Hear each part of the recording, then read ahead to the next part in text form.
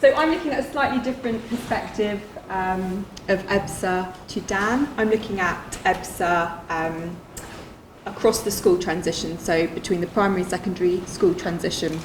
There's lots of research that shows that that's a real kind of danger point for lots of children, a point at which EBSA difficulties can develop. This is my why. So my background is in alternative provision too.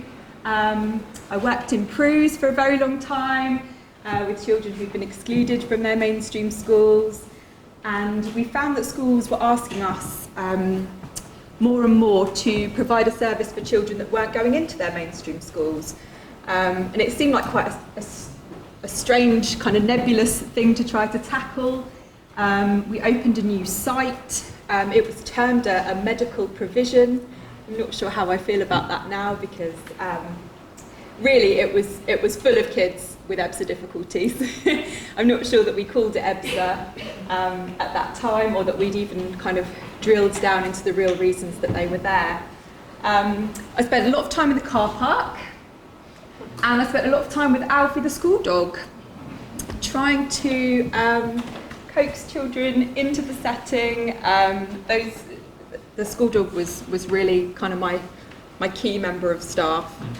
And I noticed that we had lots of year sevens, and there was a narrative from parents that their year six child, who'd been quite well held at primary school, was feeling a little bit anxious, but there was nothing kind of too worrying, had just kind of fallen off the edge of a cliff when they'd then started at secondary school. And the kind of spring term of year 7 was when I started to see lots and lots more referrals into us. And so I've always had a little bit of a wonder as to why that might be. So this is what the literature says about the primary to secondary school transition and EBSA. So there's largely 2 separate bodies of research. There's loads out there about transition. There's loads out there now about EBSA. I think the last 2 or 3 years, I think Dan and I have been trying to do our literature reviews, and there's more and more and more, and we have to keep going back and adding them in and filtering them out. So there is now a pretty good body of literature in relation to EBSA. School transition is highlighted as a risk. There's not much at all that kind of spans that juncture between the two as to why it might be a risk. So yes, it's a risk factor, but actually why? What might be causing that? And there was a big overlap in terms of risk factors for developing EBSA difficulties and risk factors for a poor school transition. There were lots of things that came up for both of those that overlapped. And lots of the studies that had already been done were calling for more multi-informant studies and for more longitudinal studies. So lots had asked children when they had gone into year 7, oh, how was your transition? Or they'd asked children in year 6, how do you think your transition might be? But there isn't loads that kind of spans across. So there's not loads that asks children beforehand and checks in with them again afterwards. So that's what I decided to do. So these are my research questions. I'll give you a moment to read them.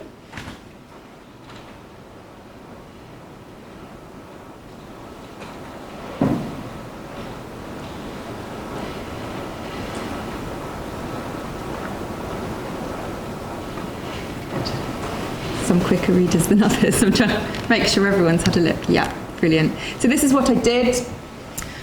I was desperately trying at the end of the summer term, when these kids were in year 6, to try to recruit them to my study. It was a nightmare. They were out, they were doing concerts, they were doing leaving do's, they were at PGL, climbing up towers. It was really, really quite difficult to try to recruit participants at that stage in the school year. So I would urge anyone that's looking at transition to maybe get in there a little bit earlier.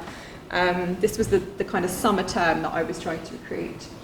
I managed to get 14 young people and their parent carers and members of school staff to sign up, which I was quite pleased with considering.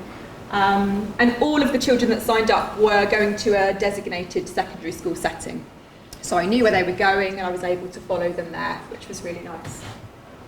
I'd love to go more into my measures, but I think I'd rather focus time on what I found. But I'm going to leave my contact details at the end if anyone wants to know any more about these. So I used the RCADS, which is the Revised Children's Anxiety and Depression Scale, and I used the STARS, which is a UCL study. It's a really good transition study if you haven't seen it. I'm going to try and remember what the acronym is. It's the School Transition Adjustment Research Study. And they had really large numbers and actually came out with some really helpful tools at the end. Thank you, that's really helpful. And I also used Dr. Jericho Holder's school wellbeing cards. I feel like we've all had a little look at these. Are quite new, aren't they? There was a little bit of tutting when I suggested using these. Oh, there's no evidence base. And I appreciate that, but there's never going to be an evidence base unless we start using them. I use these lots in my practice as a TEP anyway, and I have found that they give a really lovely picture of all the risk and resilience factors and things that you might not think about being a risk factor. So I thought as long as I use 2 other really well-regarded questionnaires, I could get away with using these as well. Jericho very kindly let me present them as a questionnaire, so I breached all kinds of copyright, but I had her permission. And I was able to use them and set them up as though they were a questionnaire, because if anyone's got them, they're actually a card set. It's a sorting activity, so they were just presented slightly differently. And then 3 case studies were selected from the 14 original participants, and they were selected based on whether they had experienced EBSA difficulties either in their primary schools or their secondary schools, or whether they'd actually had some difficulty in both settings. And then I did some semi-structured interviews. I managed to get 2 of the 3 young people. I tried very hard to get the 3rd, and she was just too anxious to do an interview. I tried an engagement approach. I sent her lots of pictures of my cats, but actually it wasn't. You know, I had to respect her decision not to participate in an interview. But I managed to get all 3 parents and all 3 school staff as well. And I used RTA, reflexive thematic analysis, on the interview transcripts. I think I'm going to whiz past this to focus on my findings. I'll just say one thing about the case studies. All 3 had a diagnosis of either autism or ADHD, and that wasn't part of our selection criteria. But I don't think it was a coincidence. I think this population really do find school transition really tricky. 2 minutes, okay. Try and go into depth and not just speak really quickly, because that's not going to work. So broadly, increases in parent or self-reported resilience factors, they were associated with things like good friendships. A massive thing that came out was having an adult to go to, a named adult and a named place, which sounds so simple.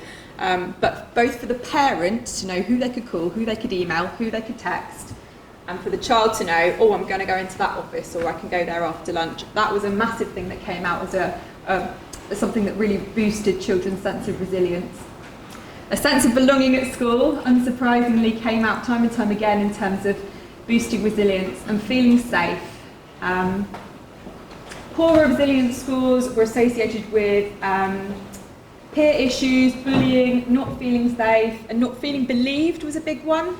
One of the case study children was experiencing lots of anxiety at school. She was hiding the toilets, and she was regularly kind of being carried along back to class, and she just didn't feel believed. So that was a massive issue for her.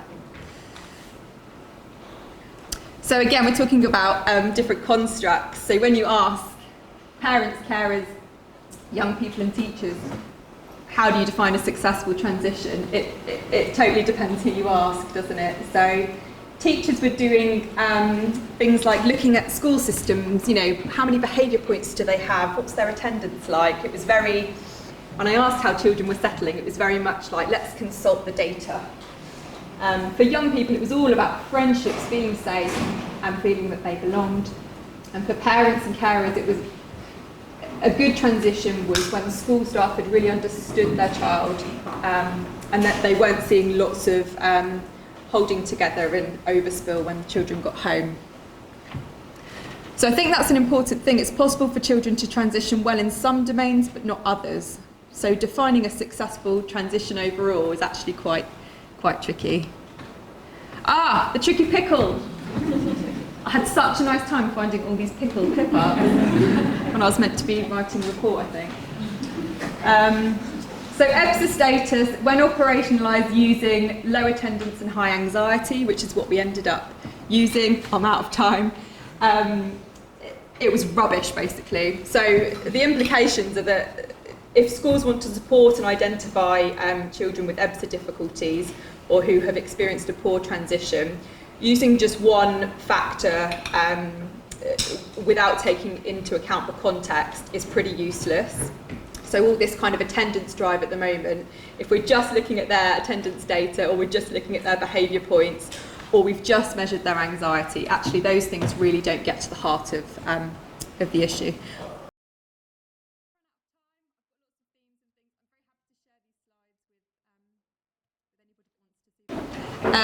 I really think there's like we talk about SEN, there should be some universal provision for every child transitioning.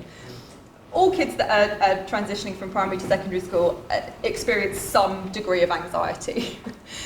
All kids transitioning from primary to secondary school are likely to experience some degree of shift in their friendships, in their social relationships.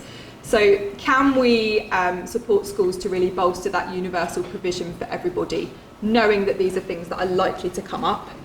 And can we help schools to really screen for those students who need more than that, who really need a bit more targeted support, who need the person in the office to go to and the person for the mum to call?